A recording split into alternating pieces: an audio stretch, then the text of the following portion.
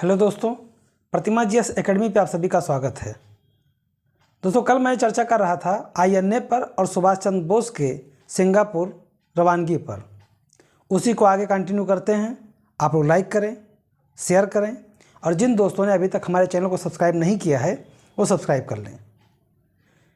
जब सुभाष चंद्र बोस साहब को सिंगापुर बुलाया गया और उन्हें दूसरे बैंकॉक में दूसरे सम्मेलन में जब सर्वोच्च सेनापति नियुक्त किया गया, सुभाष चंद्र बोस के हाथों में पूरे कमान आने के पश्चात उन्होंने एक अस्थायी सरकार के रूप में स्वयं को राष्ट्रपति, प्रधानमंत्री और प्रधान सेनापति घोषित किया और वैश्विक समुदाय के कई देशों ने इसका समर्थन किया और अनुमति दी। जब आईएनए सुभाष चंद्र बोस के हाथों में आया तो सुभाष चंद्र बोस साहब ने अपने पूरी सेना को 4 ब्रिगेड में विभाजित कर दिया। Subhash brigade, Nehru brigade, Gandhi brigade और एक महिला ब्रिगेड लक्ष्मी सहगल के नेतृत्व में रानी लक्ष्मीबाई रेजिमेंट के रूप में गठित किया गया। जब सुभाष चंद्र बोस साहब अंतिम लड़ाई की तरफ बढ़ने लगे तो उन्होंने अपने एक संबोधन में एक पत्राचार के माध्यम से गांधी जी को संबोधित करते हुए उन्होंने कहा, राष्ट्रपिता, ध्यान रहे सुभाष चंद्र बोस साहब ने ही सबसे पहले महात्मा गांधी जी को राष्ट्रपिता के नाम से संबोधित किया था। महात्मा की उपाधि चंपारण सत्याग्रह के समय रविंद्रनाथ टैगोर साहब ने दिया था। वहीं राष्ट्रपिता बोस साहब ने कहा था, सुभाष चंद्र बोस साहब ने। सुभाष चंद्र बोस साहब कहते हैं, राष्ट्रपिता, स्वाधीनता की अंतिम लड़ाई में आपका आशीर्वाद चाहता हूं। यहां तक कि अपने संबोधन भाषण में सुभाष चंद्र बोस साहब ने युवाओं को प्रेरित करते हुए कहा था कि दिल्ली हमारी है, हम लेकर रहेंगे। चलो चलते हैं दिल्ली तिरंगा फहराने के लिए। दिल्ली चलो का नारा दिया गया और लोगों को आह्वान करते हुए कहा कि सत्ता की गांठें नाखून से नहीं खुलते, सत्ता कोई थाली में परोस कर नहीं देता। मतलब हर एक व्यक्तित्व का और हर एक वसूल का अपना स्थान होता है। जहाँ पर सत्ता की बात हो तो अंग्रेज यहाँ पर हावी थे। वो एक ऐसा देश पा गए थे जहाँ से केवल धन पर धन लूट रहे थे, वो कैसे छोड़ देते।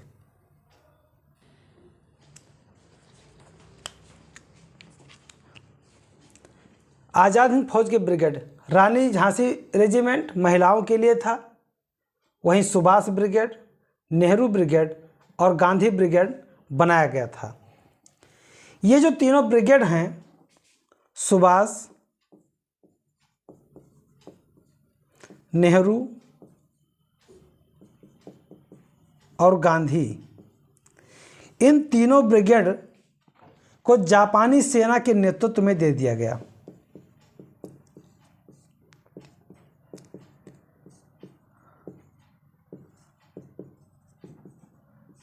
जापानी सेना के नेतृत्व में सुभाष चंद्र बोस साहब भारत को आज़ाद कराने के लिए लड़ रहे थे। भारत को आज़ाद कराने के लिए लड़ रहे थे। नवंबर 1943 को जापानी सेना ने Indian national army Andaman Nicobar द्वीप समूह को सौंप दिया, जिसका नाम क्रमशः शहीद और स्वराज द्वीप के नाम से रखा गया। अंडमान का नाम शहीद रखा गया और निकोबार का नाम स्वराज रखा गया। जापानी सेना के नेतृत्व में तीनों ब्रिगेड कार्य कर रहे थे। जापानियों ने आईएनए को अंडमान और निकोबार द्वीप सौंप दिया, जो कि जापानी के कब्जे में हो चुका था। सुभाष चंद्र बोस साहब ने अंडमान का नाम शहीद रखा और निकोबार का नाम स्वराज रखा और वो पूर्वोत्तर के तरफ बढ़ना शुरू कर दिए। कोहिमा, जो नागालैंड की राजधानी है वर्तमान में, उसका घेरा डाल दिए और 1 साल तक घेरा पड़ा रहा। मार्च 1944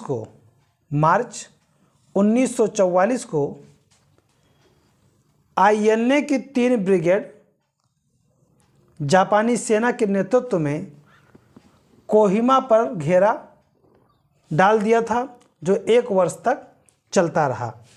तो कौन कौन सी brigade? Subhash brigade, Nehru brigade और गांधी ब्रिगेड, इन तीनों ने मिलकर के घेरा डाल दिया था।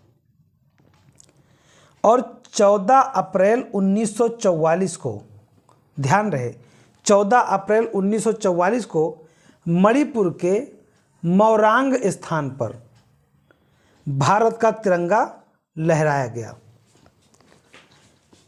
आईएनए इतनी तेजी से कार्य कर रही थी जिसका किसी भी अन्य यूरोपियों ने और खास करके अंग्रेजों ने तो कल्पना ही नहीं की थी कि गांधी का वो देश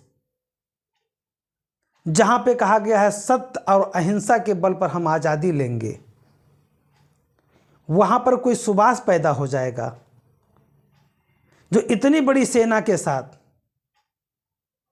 आज़ाद कराने के लिए एक एक कदम आगे बढ़ रहा था, नाको चने चबवा देगा।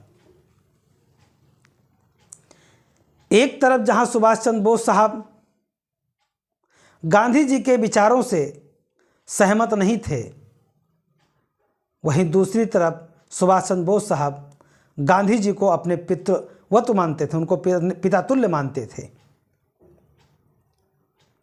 राष्ट्रपिता का संबोधन देना आसान नहीं था।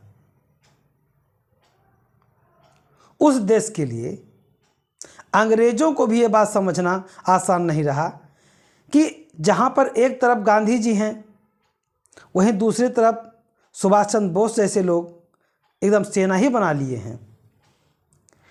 एक हाथ जोड़ करके खड़ा रहने की विनती कर सकता है तो दूसरा हाथ काटने की क्षमता भी रखता है। एक तरफ हंसते हंसते भगत सिंह जैसे लोग फांसी पर चढ़ जाते हैं, तो एक तरफ मास्टरदा जैसे लोग घेर करके पूरा थाना ही लूट लेते हैं। एकदम जिसे कहा ना कि गांव में कहते हैं घनचक्कर हो गए, तो अंग्रेज घनचक्कर हो गए थे और अंत में भारत को आज़ाद करने के लिए अंग्रेज को मजबूर होना पड़ा। मणिपुर के मोरांग स्थान पर तिरंगा लहराया गया। 6 जुलाई 1944 को सुभाष चंद्र बोस साहब ने आज़ाद हिंद रेडियो के माध्यम से यहाँ प्रश्न पूछा जा सकता है कि गांधी जी को संबोधन में राष्ट्रपिता उन्होंने किस माध्यम से कहा था? तो रेडियो के माध्यम से कहा था और वो रेडियो आज़ाद हिंद फौज का था।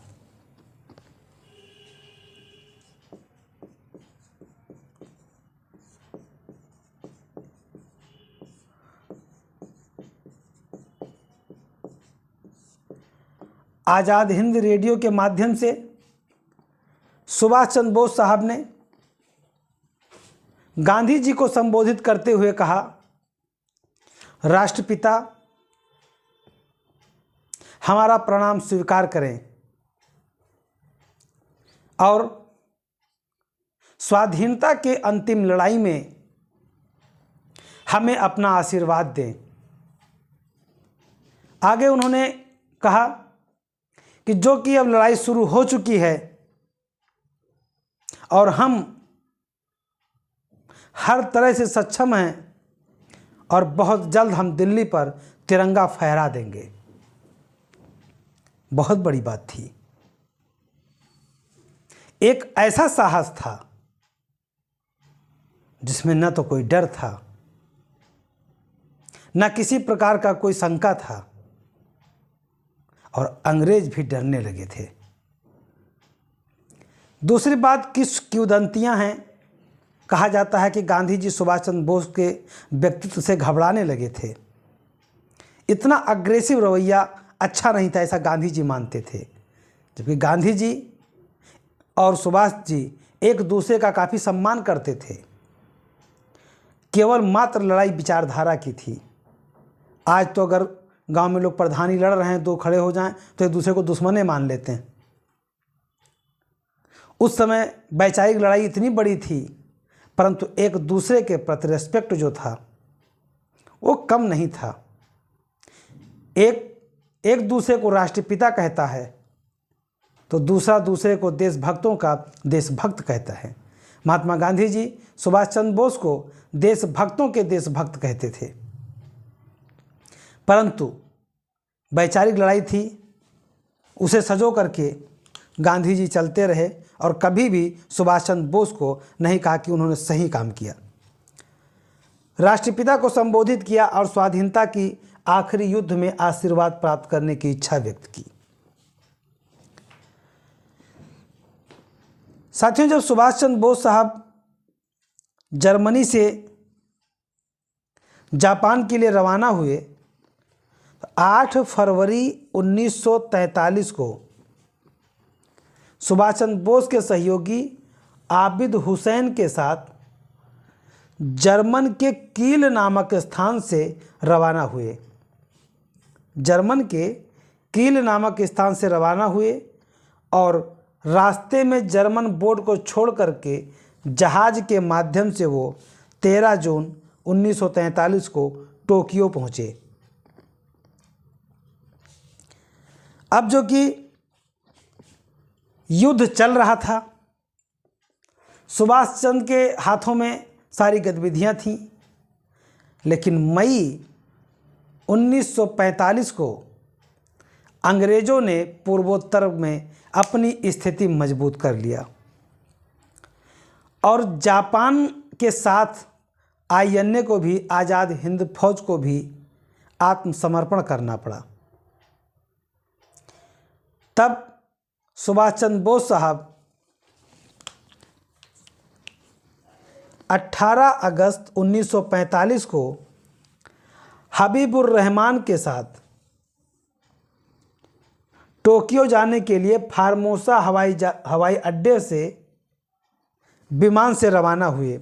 ध्यान रहे, जिस समय सुभाष चंद्र बोस साहब जहाज से टोक्यो के लिए रवाना हुए थे 18 अगस्त 1945,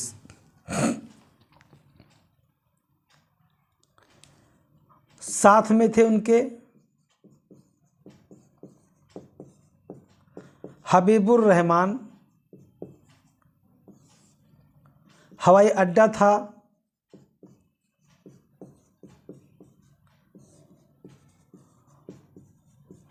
फार्मोसा हवाई अड्डा।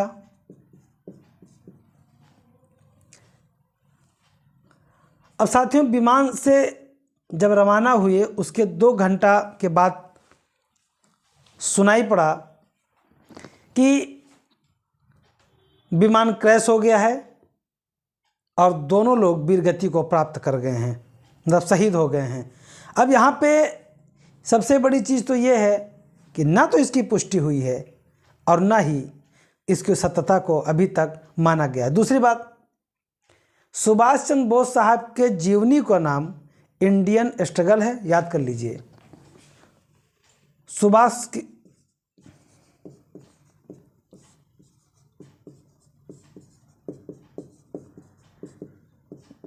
चंद्र बोस की जीवनी का जो नाम है, जो सुभाष ने स्वयं लिखा है, इंडियन स्ट्रगल।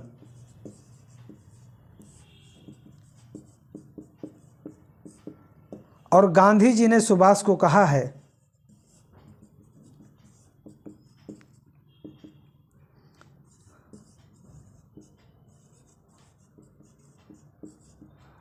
देशभक्तों का देशभक्त, देशभक्तों का देशभक्त। जब आज़ाद हिंद ने आत्मसमर्पण कर दिया तब इनके ऊपर मुकदमा चलाया गया। लाल किले में मुकदमा चलाया गया और उस मुकदमे में कर्नल ढिल्लो,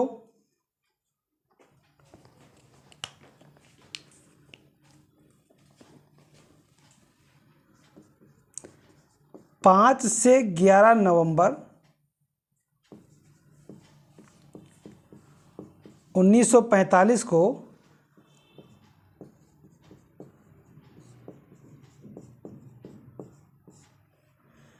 लाल किले में मुकदमा चला। कर्नल ढिल्लो,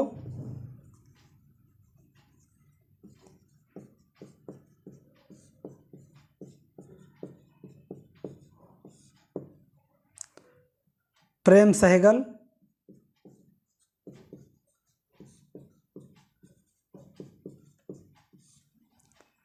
और मेजर शहनवाज,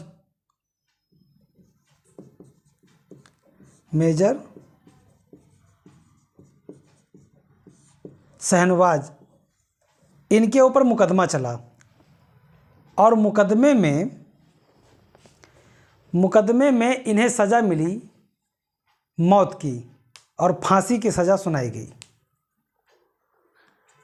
पूरा देश आज़ाद हिंद के सैनिकों के फांसी की सज़ा दिए जाने पर उग्र हो गया। कुछ नारे लगे कि आज़ाद हिंद को छुड़ाने के लिए हम युवा कुर्बानी देंगे। कुछ जगह नारे लगे कि लाल किले को तोड़ दो, आज़ाद हिंद फौज को छोड़ दो। इतनी उग्रता थी और वायसराय बेबल ने समझ लिया था कि ये घातक हो सकता है। अपनी विशेषाधिकार का प्रयोग करते हुए वायसराय बेबल ने फांसी की सज़ा को माफ़ कर दिया। आज़ाद हिंद फौज के जो मुकदमे थी उसके लिए भोला भाई देसाई के नेतृत्व में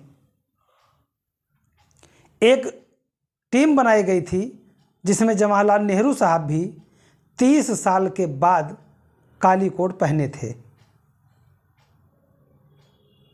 उनके साथ अरोड़ा आसफ अली, टीपी सप्रू, इन लोगों ने भी भोला भाई देसाई का साथ दिया।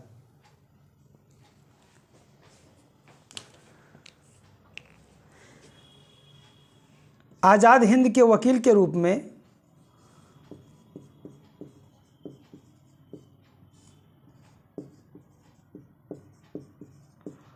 भोला भाई देसाई के नेतृत्व में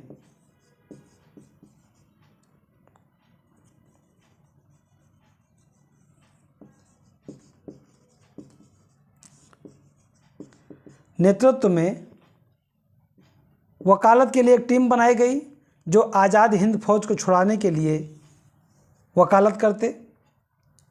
इनका साथ दे रहे थे जवाहरलाल नेहरू साहब।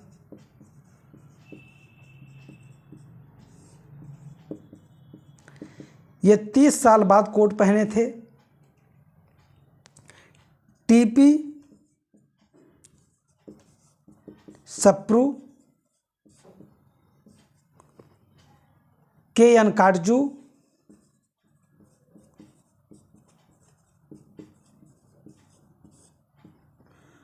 अरोड़ा आसफ अली,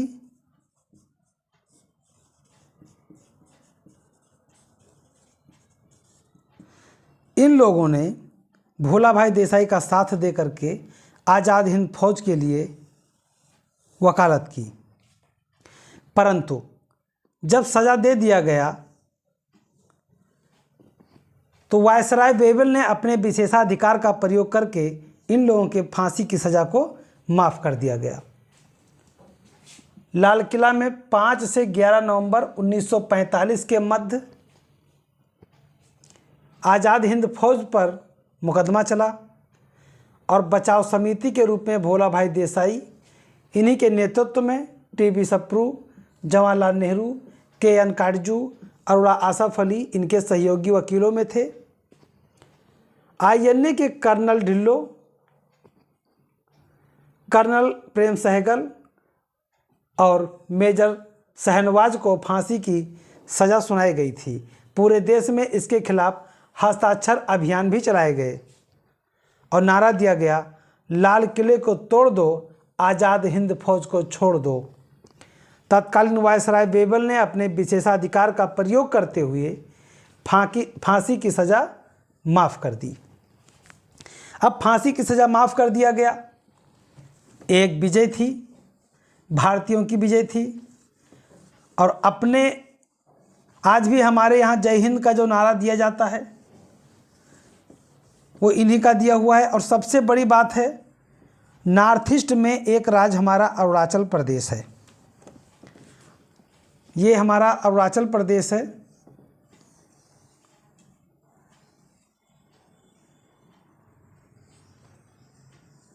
यहाँ पे है हमारा अरुणाचल प्रदेश।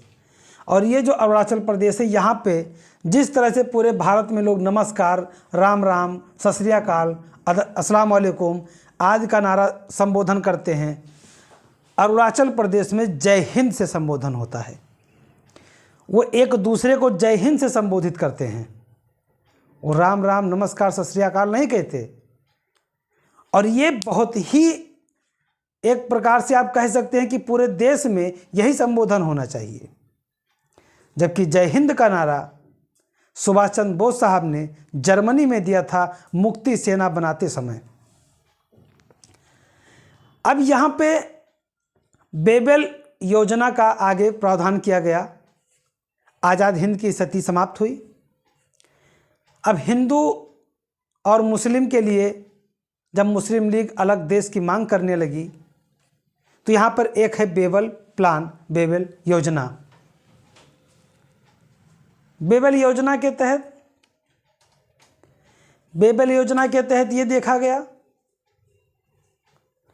कि जब बेबल ने शिमला में सम्मेलन करना चाहा और शिमला में सम्मेलन करने के पश्चात मुस्लिम लीग और कांग्रेस को बुलाया गया। साथियों, मुस्लिम लीग का कहना था कि हम हिंदुस्तान के सभी मुसलमानों की नुमाइंदगी करते हैं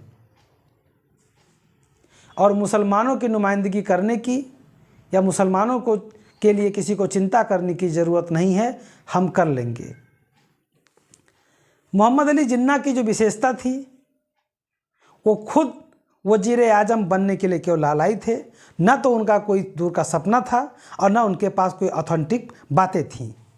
केवल हवाई बातें कर रहे थे, उनके पास में किसी प्रकार का कोई औचित्य नहीं था। गेम उल्टा हो गया। कैसे? बेबल प्लान लाया गया 1945 में, बेबल योजना 1945 में लाया गया। शिमला में सम्मेलन बुलाया गया।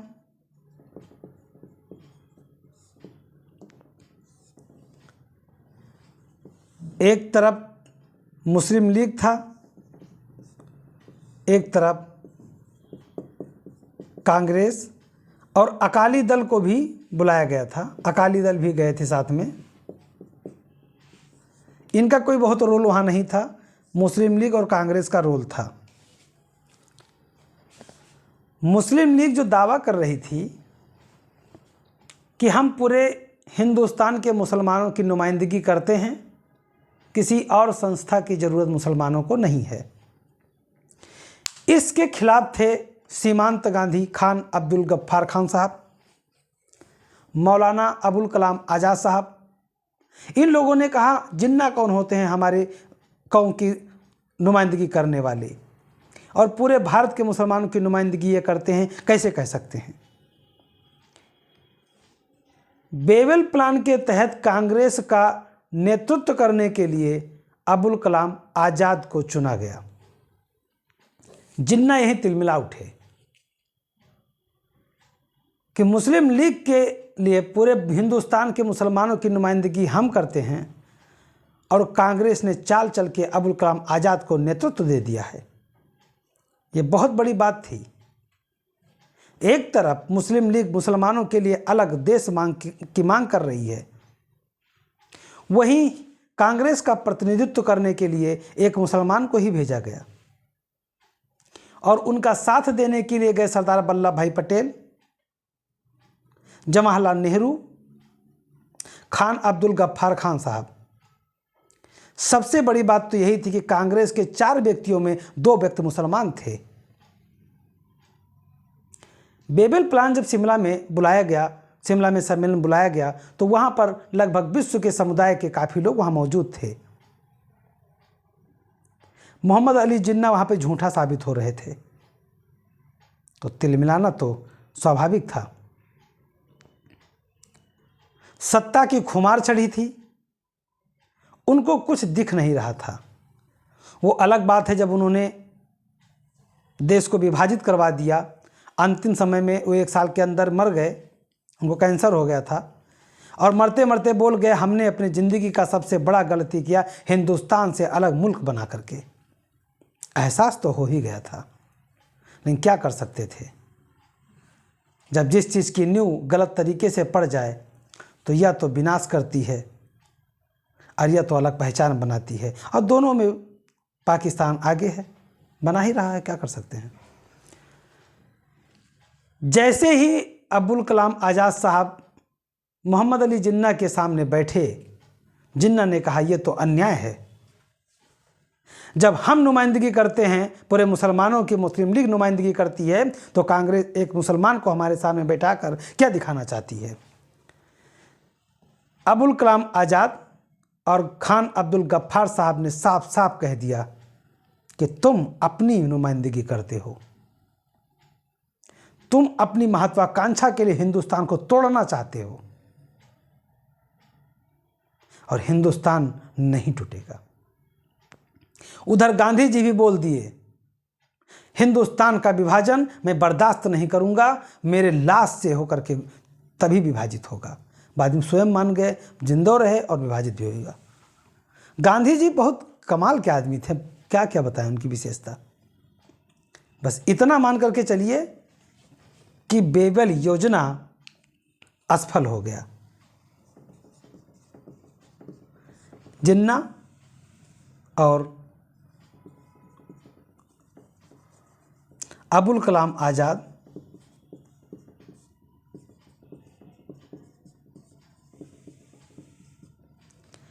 जिन्ना बातें करते तो किससे करते, जैसे पाकिस्तान वर्तमान में है। भाई जिन्ना का दिया हुआ पाकिस्तान है, पाकिस्तान जैसे कुछ बोलने जाता है, भारत कुछ बोले न बोले, भारत के तरफ से कई ऐसे खाड़ी देश हैं जो मुस्लिम कंट्री की नुमाइंदगी करने वाले हैं, जहाँ से इस्लाम का उत्पत्ति हुआ, वो लोग भारत के साथ खड़े हो जाते हैं। पाकिस्तान तिलमिला कर रह जाता है, ये क्या हो रहा है। वो कहते हैं, वो कलमा सुनाने लगते हैं, हम इस्लाम हैं, हर मुसलमान मेरा भाई है। तो भारत के मुसलमान तो वहाँ से ज़्यादा खुश हैं। वतन को उन्होंने छोड़ा जिसे हिंदुस्तान से फर्क नहीं पड़ा, हिंदुस्तान से लगाव नहीं था, लेकिन हिंदुस्तान की मिट्टी को चुनने के लिए जिसने यहाँ अपने आप को, अपना मक्का, अपना काबा, अपना सब कुछ हिंदुस्तान को चुना, वो मुसलमान आज भी खुश हैं। हाँ, कुछ दोगलापन करने वाले लोग हैं जो पाकिस्तान की नुमाइंदगी करते हैं, लेकिन वो चंद मात्र हैं। उसके सारे मुसलमानों को दोषी नहीं ठहराया जा सकता। इसी तरह के जिन्ना थे, जैसे पाकिस्तान बिल कर रहा है, ऐसे जिन्ना करते थे। जिन्ना कहे हम तो बातें नहीं करेंगे, कलाम साहब के काहे नहीं करोगे, करो, बात करो, काहे नहीं करोगे भाई? तुम मुस्लिम लीग की नुमाइंदगी करते हो, हम कांग्रेस की करते हैं। तुम पाकिस्तान बांटने की बात करते हो, हम हिंदुस्तान की एकता की बात करते हैं। अगर तुम्हारा अल्लाह इस चीज़ के लिए लागू करता है कि केवल इस्लामिक रिपब्लिक ऑफ पाकिस्तान बनाया जाए, तो हमारा अल्लाह कहता है कि एक हिंदुस्तान, हिंदू मुस्लिम एकता को प्रदर्शित करने का कार्य किया जाए। जिन्ना क्या बोलेंगे? तुम मात्र अभी कुछ दिनों से इस्लामिक प्रवृत्ति को लेकर के चल रहे हो, और हम पैदाइशी हैं, हम हाजी रहे हैं, हम गाजी रहे हैं, हम हर प्रकार से इस्लाम को करीब से देखे हैं और मुसल्ले ईमान कायम रखने का हम सौगंध भी लिए हैं। आप बताइए, हम तुमसे कमज़ोर मुसलमान हैं क्या? जिन्ना बोल नहीं पाए। वो बोले नहीं, हम कुछ नहीं जाते, हम पाकिस्तान लेंगे। हाँ, तो तुम कुछ तब ले लो, जाओ ले लो। वैदेशिक लोग जो अन्य अंग्रेज समुदाय के बैठे हुए थे, उनको मजा आ रहा था, क्योंकि उन्होंने तो न्यू डाल दिया था। अलग मुस्लिम लीग बनाने की प्रवृत्ति जो 1906 में बनी थी, उस वजह से पाकिस्तान का बंटवारा हुआ। अगर आपसे कोई कहता क्या बंटवारा रोका जा सकता था, तो हां, रोका जा सकता था यदि 1906 का मुस्लिम लीग का गठन नहीं किया जाता। चलिए, गठन कर दिया गया तो कर दिया गया। यदि 1909 के अधिनियम के तहत, मार्ले मिंटो सुधार के तहत उसे अनुमति नहीं दी गई होती, तो बंटवारा रोका जा सकता था। चलिए, 1909 के अधिनियम में दे दिए तो दे दिए। यदि 1916 में कांग्रेस ने मुस्लिम लीग के अलग पृथक निर्वाचक मंडल को स्वीकार न की होती, तो बंटवारा रोका जा सकता था। यदि ये नहीं हो सकता, इतिहास लौट नहीं सकता। वर्तमान का बीता हुआ कल भविष्य का निर्माण करता है, जिसे हम इतिहास कहते हैं। इतिहास बदला नहीं जाता, इतिहास बनाया जाता है, इतिहास लिखवाया जाता है। इतिहास बना करके इतिहास को सर्वोच्चता की पीढ़ियों के तहत सबक लिया जाता है। इतिहास मोड़ा नहीं जा सकता। 1906 की नींव पड़ चुकी थी, 9 में मान्यता मिल चुका था, 16 में कांग्रेस ने स्वीकार कर लिया था, वहीं पर पाकिस्तान बन चुका था। अब कह देना या इलाहा इल्लल्लाह मोहम्मद रसूलुल्लाह कहते हुए कि हम अगर पाकिस्तान लेंगे, और एक तरफ ये कह दें या इलाहा इल्लल्लाह मोहम्मद रसूलुल्लाह कहते हुए हम पाकिस्तान को नहीं बनने देंगे, बचा लेंगे, ये धूर्तता और मक्कारी था। जिन्ना तो नुमाइंदगी करना चाहते थे इस्लाम का। एक तरफ कहते, वो चाहते थे सामने हिंदू बैठे तब बात करें, लेकिन सामने उत्तर देने के लिए वही व्यक्ति बैठा था जिस कौम के जिन्ना थे, उसी कौम का बैठा हुआ अबुल कलाम आज़ाद को यह भी पता था कि या इलाहा इल्लल्लाह मोहम्मद रसूलुल्लाह का मतलब क्या है, मुसल्ले ईमान का मतलब क्या है, और उन्हें यह भी पता था कि ओम भूर्भुवः तत्सवितुर्वरेण्यं भर्गो देवस्य धीमहि धियो यो नः प्रचोदयात्। उन्हें इसका मतलब भी पता था। जिन्ना के बस की बात थी नहीं। लेकिन जब देखा गया कि जिन्ना वहाँ पर ही बात करने से मना कर दिए, जब उन्होंने देखा कि हम जिस मुसलमानों की नुमाइंदगी की बात करते हैं वो हमारे सामने कांग्रेस की नुमाइंदगी करने के लिए आए हैं, हम कहाँ पूरे मुसलमानों की बात करते हैं, जिन्ना उठ करके चल दिए। जुलाई 1945 में बेबल ने इस सम्मेलन को निरस्त कर दिया। तभी अबुल कलाम आज़ाद ने इस सम्मेलन की असफलता पर कहा, भारतीय राजनीति का जल विभाजक हो गया। अबुल कलाम ने वही बोल दिया था, पाकिस्तान बट के रहेगा। गांधी जी से बात करते हुए जब उन लोगों ने इस पर चर्चा किया, गांधी ने कहा, मेरे जीते जी नहीं होगा, हमारे लाश से गुजरना होगा। जिन्ना के हमला से गुजर जाएंगे, लेकिन लेंगे पाकिस्तान। जिद बनाए बैठे थे लोग, पाकिस्तान बना लिया, आज वहाँ के लोगों को भूखों मार रहे हैं। हमारा क्या, हम तो आज भी पाकिस्तान को अपना देश का अंग मानते हैं। वसुधैव कुटुंबकम हमारे शास्त्रों का, हमारे वक्तव्यों का स्लोगन रहता है, और वसुधैव कुटुंबकम का मतलब होता है कि पूरा विश्व हमारा है। तो पाकिस्तान हमारा है। पाकिस्तान मांगे हमसे खाने के लिए, हम देने को तैयार हैं, लेकिन बस क्या है, वो नहीं आना चाहते हैं, कोई बात नहीं। अब हम क्या बोले ज़्यादा, ठीक है। बेबल योजना 1945, अक्टूबर 1944 को बेबल वायसराय बने। शिमला में 1945 में 25 जून से 14 जुलाई के मध्य एक सम्मेलन किया गया। उसमें कांग्रेस का प्रतिनिधित्व कर रहे थे मौलाना अबुल कलाम आज़ाद साहब, जिनका सहयोग जवाहरलाल नेहरू कर रहे थे, सरदार वल्लभ भाई पटेल कर रहे थे, सीमांत गांधी अब्दुल गफ्फार खान साहब कर रहे थे। वही मुस्लिम लीग का नेतृत्व मोहम्मद अली जिन्ना कर रहे थे, और इनका साथ लियाकत अली दे रहे थे, नवाब इस्माइल खां दे रहे थे, इस्माइल खां हैं, अब्दुल रब निस्तर थे। इन लोगों ने लीग का नेतृत्व किया, और अकाली दल के नेता थे मास्टर तारा, इन्होंने भाग लिया था। सम्मेलन असफल रहा। 14 जुलाई 1945 को सम्मेलन निरस्त कर दिया गया, और सम्मेलन की विफलता पर अबुल कलाम आज़ाद साहब ने कहा था, भारत की राजनीति में जल विभाजक की संज्ञा दिया, और कहा कि भारत की राजनीति में जल विभाजक हो गया। मोहम्मद अली जिन्ना के रवैये से गांधी जी काफ़ी क्षुब्ध थे। गांधी जी नहीं चाहते थे कि मोहम्मद अली जिन्ना पाकिस्तान को अलग एक देश के रूप में देखें। वही मोहम्मद अली जिन्ना किसी भी रूप में मानने को तैयार नहीं थे। गांधी जी की अनुमति लेकर के सी राजगोपालाचारी ने, जिसे CR फार्मूला के नाम से जाना जाता है, एक योजना प्रस्तुत की। उसमें उन्होंने कहा कि मुस्लिम लीग को स्वतंत्रता के मांग का समर्थन करना चाहिए। स्वतंत्रता के मांग मतलब अंग्रेजों से स्वतंत्रता के लिए जो भारत की लड़ाई चल रही है, उसमें समर्थन करना चाहिए। और कांग्रेस जो मंत्रिमंडल बनाना चाहती है, संविधान बनाना चाहती है, या कोई निर्णय लेती है, उसमें मुस्लिम लीग को सहयोग करना चाहिए। और दूसरी तरफ बंटवारे की दशा में प्रतिरक्षा, यातायात, संचार और अन्य गतिविधियों पर भी चर्चा CR फार्मूले में किया गया। राजगोपालाचारी का कहना था कि अगर पाकिस्तान के लिए तुम तैयार होते हो, तुम्हें यही चाहिए कि पाकिस्तान तुम्हें मिले, तो हम बंटवारे का समर्थन करते हैं, लेकिन पहले आज़ादी तो ले लो। जिन्होंने कहा नहीं नहीं, तुम आज़ादी तुम लोग लो, हम बंटवारा चाहिए। मतलब एक बच्चे की तरह जिद किए हुए बैठे थे, हमें आज़ादी चाहिए। ये क्या बताएं हम, अब गुस्सा तो बहुत आता है, लेकिन कुछ नहीं कर सकते।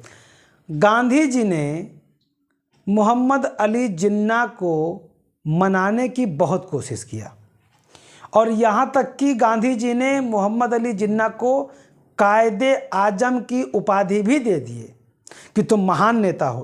कायदे आजम का मतलब महान नेता, कि तुम महान नेता हो, तुम तो दुनिया के सबसे काबिल व्यक्ति हो, मैंने तुम बांटना चाहते हो। जिन्होंने कहा ये बरगलाओ ना, हम मानेंगे नहीं। तो गांधी जी ने कहा क्या चाहते हो। यहां तक कि गांधी जी ये भी मान गए थे कि अगर कांग्रेस से मैं ये कह दूं कि वजीर आजम का यानी प्रधानमंत्री का पद तुम्हें मिल जाए, तो बंटवारा रुक जाना चाहिए। जिन्ना थोड़ी देर चुप हुए, लेकिन इस बात को सरदार पटेल और जवाहरलाल नेहरू को मंजूर नहीं था, और ज़रूरी भी नहीं था। जिस व्यक्ति के अंदर एक कौम को अग्रेसिव करने का आधार हो, उस व्यक्ति को 85% जनता का भविष्य खतरे में नहीं देना उचित था। अंततः वही हुआ जो नहीं होना था। सी राजगोपालाचारी के फार्मूले भी बेकार हो गए।